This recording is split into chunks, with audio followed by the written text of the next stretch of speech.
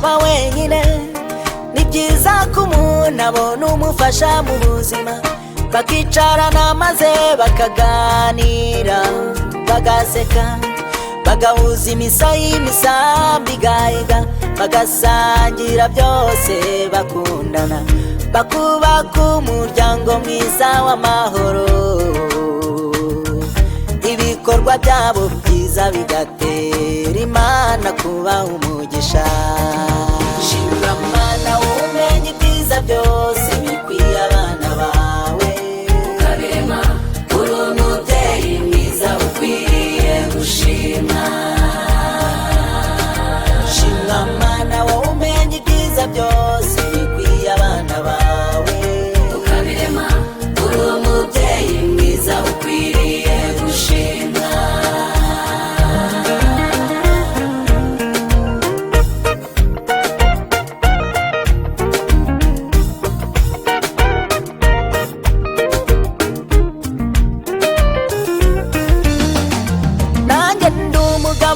kubihamya yuko Imana aritanga umufasha mwiza ubereye umugabo we.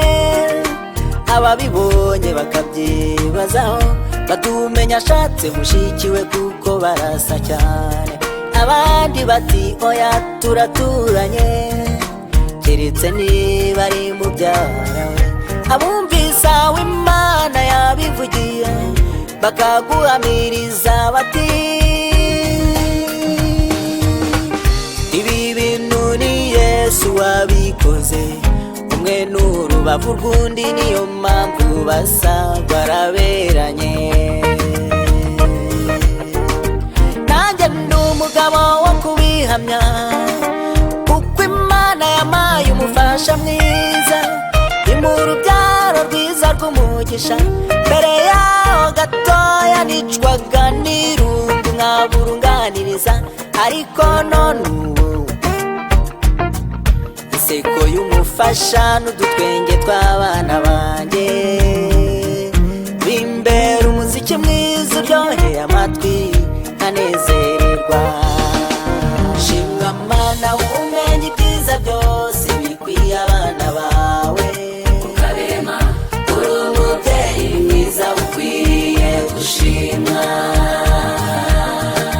Shimwa Mana umenye ibyiza byose bikwiye abana bawe, ukabirema uri umubyeyi mwiza ukwiriye gushimwa.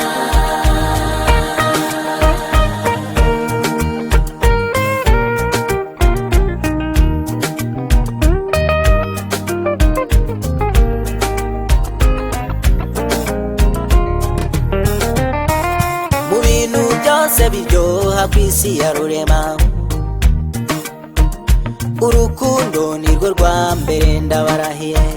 Niyo mpamvu Satani yibasira ingo, mwarangara gatoya urukundo akarwiba, akabagura n'urwango mugahorana intambara mu muryango.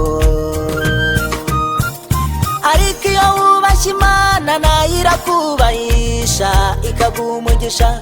Si amashuri menshi yubaka urugo, si n'amafaranga menshi agura umugisha, ahubwo ukuboko kwiza kw'Imana yo mu ijuru niko kubaka urugo rugakomera.